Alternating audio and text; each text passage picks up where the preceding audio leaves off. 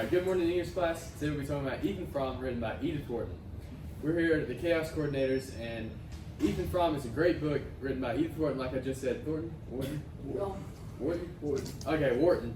And we're just going to say our initial thoughts. So, Bailey, what's your initial thoughts on it? At first, I thought the book was very slow paced and just really boring. But as we got into the book, like further into the chapters, the drama started to unfold with Maddie, Zena, and Ethan, and it really drew me into the book. So, Lindsay? At the beginning, I thought the book was going to be boring. The prologue was really long, and it was really hard to stay interested in it. But as we continued to read the book, I got connected with the characters, and I wanted to figure out what happened to Ethan Frome, as like finding the clues that the prologue said. Yeah, I started. Okay. Yeah. Okay. Mine started at chapter 2. I got back from my trip to Greensboro, and I thought it was really boring. I was like, not a fan of this book. Still wasn't a fan up until the last few chapters. Once we figured out, or once the drama started to unfold about Ethan and Maddie. Yeah, so basically the prologue was horrible. It put me to sleep several times, but towards the end when the author said the words about how he figured out the secret to Ethan Frome, that's when it really drew me in. And then after that, the book was a great book for me. I loved it. It was portrayed out really well. So. What's up, class? We just started back here at the biography on the next day. So, Louise, tell me a little bit about Edith Wharton. Edith Wharton, the renowned American author, wrote Ethan Frome in 1911. Born into a wealthy family, Wharton wrote 22 novels and novellas, 87 short stories, 9 volumes of nonfiction, and 2 volumes of poetry. Wharton's inspiration for Ethan Frome stemmed from her time living in Lenox, Massachusetts, where she drew the local culture and landscape. A real-life sledding accident in Lenox in 1904, which resulted in a girl's death and several injuries, also influenced the story.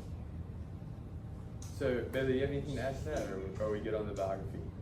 I think you hit every point that was. All right, now for my favorite part of the story, the setting. So, for me, the setting is in the small town Starkville, Massachusetts, and it really reminds me of the land around here and like how everybody knows everybody. So, Bailey, you want to share a little bit about the setting? So the story takes place in a cold, isolated, and bleak environment, and it mirrors the tragic lives of the characters. And I think that the setting really adds to the overall mood of the novel. Yeah, for sure. Because if you don't have the setting, you don't have Ethan Frome, for sure. That's what made him, for me at least. So a little bit about the characters. The main ones, Ethan Frome, Zena, and the housemaid Maddie. But Luis, you can tell us a little bit more about them, or Addie. Ethan is a quiet and extrovert man who feels trapped in his unhappy marriage. Zena is a sickly, demanding woman, while Maddie is a young and vibrant presence in Ethan's life. Their complex relationship drove the story forward and led to a tragic outcome. Yeah.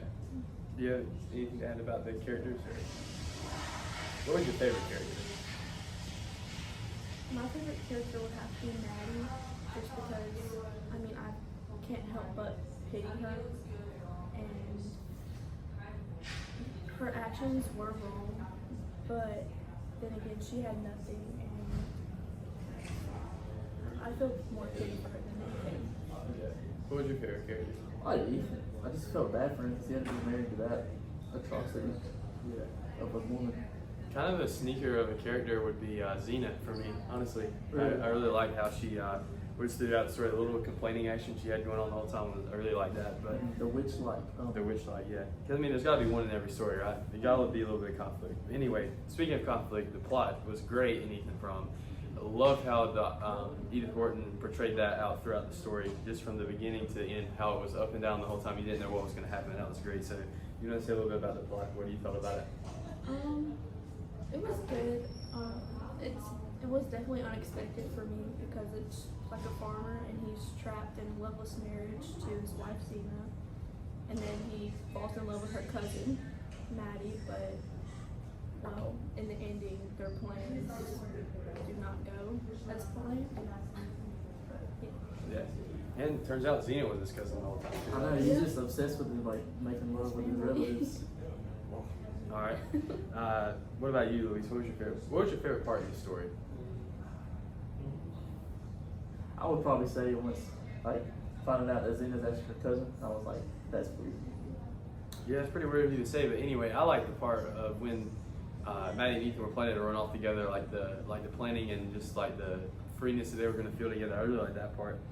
But anyway, here I found this online. It says Ethan Frome, a former woman trapped in this loveless marriage with Zena, falls in love with her cousin Maddie, which is what Bailey was talking about. Their plans to run away together were destroyed.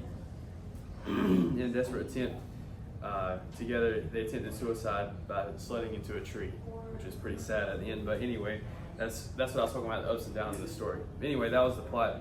Really great, really interesting plot, honestly. So now moving on to the theme, I want to hear what y'all have to say about the theme. Any of y'all can go first.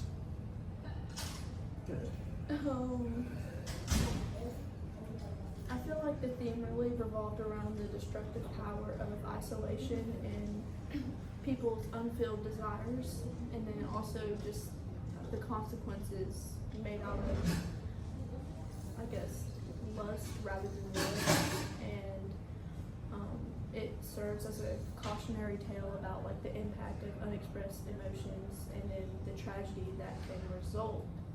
And I just feel like the overall theme was, there wasn't one theme necessarily. It was just really. It was very sporadic. Yeah. There's many different themes that can be picked up from reading this story. What do you think, Luis? What if they like you just read the book without seeing anything? What do you think the theme would be? What did you pick up from it? Where's your theme from it? Don't, if you're married, just, love your wife. Don't cheat on her. Fair. Yeah, for me, the theme is it's like timeless. Like how we see all the way back from the start of time to now, like people are driven by lustful factors or like sin in general. Like it's still very present today. Anyway, the theme was really impactful. So now moving on to the conflict, we mentioned a little bit in the plot, but what do you think the biggest conflict Ethan Frome was? Either one of y'all. Definitely Ethan not being happy in his marriage and him wanting to just run off with Maddie, but he couldn't because he didn't have the sufficient funds to do it. I agree. Maddie and Ethan's relationship in general, like that was the conflict, because that's about how like every fight started with him and Zena, and there was just bad tension there the entire time when Maddie was in the room with Zena, and that's just really. And the fact of how Zena was hideous, ugly, always complaining, just added more conflict to the story. Yeah, and especially when Maddie is a baddie, makes it a lot worse. Anyway, now symbolism. There was tons of symbolism that Edith used throughout the story to better portray like how we're feeling when we were reading and what we could see while we're reading. So, who wants to talk about symbolism? Or your favorite part, I guess. I feel like the winter, like the landscape in general, was a big symbol because to me it represented the cold and oppressive nature of Ethan's life, and also another symbol would be the broken figure dish because it symbolizes the shattered centuries of the characters. And do you have another guy? I do agree with the symbol of the landscape where it's at, because typically when you think of like a sad or depressing mood or something like that, you think of cold, dark, wet, just something ugly, and that's just the setting of the book just truly expresses all of that. Yeah, something that most people probably wouldn't realize, but the red scarf that Maddie wears, it symbolizes her like youthfulness and like desires and like passion just for life in general. It's just like crazy to me how Edith like added that in without really making it a big deal. And that's like one of the parts that makes Edith Wharton a great writer and makes Ethan Frome an even better book. So, speaking of what makes stuff better, figurative language, love it. All throughout the story, symbolisms, metaphors, you know them all throughout the story. So, anybody want to share what their favorite figurative language is? Go Oh, ahead. okay. Well, there are many times that Wharton uses symbolism in this story to better convey a meaning or action. In fact, without the use of simile in this story, you don't have Ethan Frome. The use of simile in this story makes the story hit the reader on a much deeper level. For example, in the story it says, "They stood and stared at each other as pale culprits." This quote is at the point in the story which makes it clear Zena is aware of Ethan and Maddie sharing feelings for each other. Do you have anything else to add? I mean, I really feel like that makes the reader feel as though, I mean, they're into the things even in that. It just really brings the readers in and makes them feel more connected with the characters and the situation. Just build an overall deeper relationship, like with the book, almost like they were actually there. Yeah, just like with the setting, like the figurative language used to describe the snow, describe the trees, describe like the weather, just the whole atmosphere in the town of Starkfield was just amazing because it's just something you could just see in your head and like feel like you lived in every day. And almost relate to it. Yeah, exactly. That's what makes a good book for me. Something that I can relate to.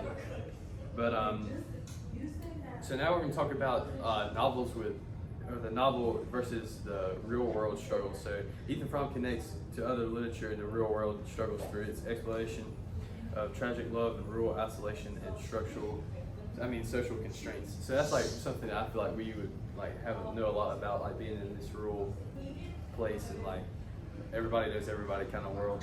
Anybody want to talk about that? What my partner was touching on a while ago, talking about love and lust, it's definitely something that's a real world struggle nowadays. Many people in relationships or marriages and stuff like that, they just rather have lust over love.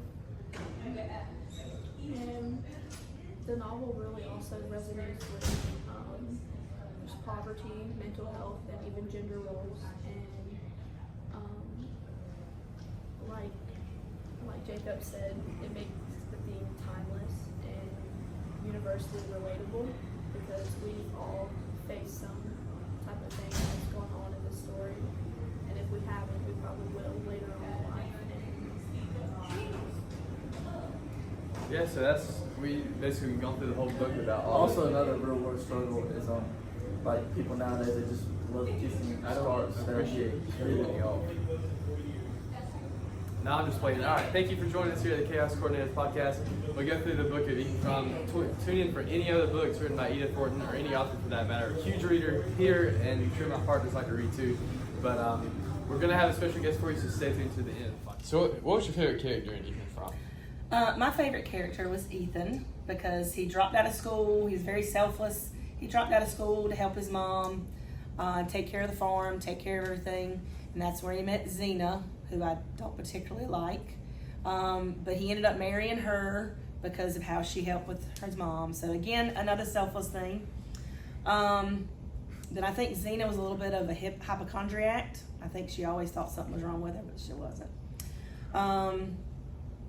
And then towards the end, I didn't really care much for Ethan because he let Maddie talk him into running head on into a tree while they were sledding and trying to kill themselves. Kind of like how Romeo and Juliet did. They killed themselves because they couldn't be together. So he kind of was my favorite, but then towards the end, I kind of changed my mind. But other than that, I think it was pretty good. What's your overall rating of the book? Out of 10, I probably would give it about an 8. I think it read pretty good. The prologue was very long and boring. I think that could have been shortened a little more. But overall, I think it was a pretty good book.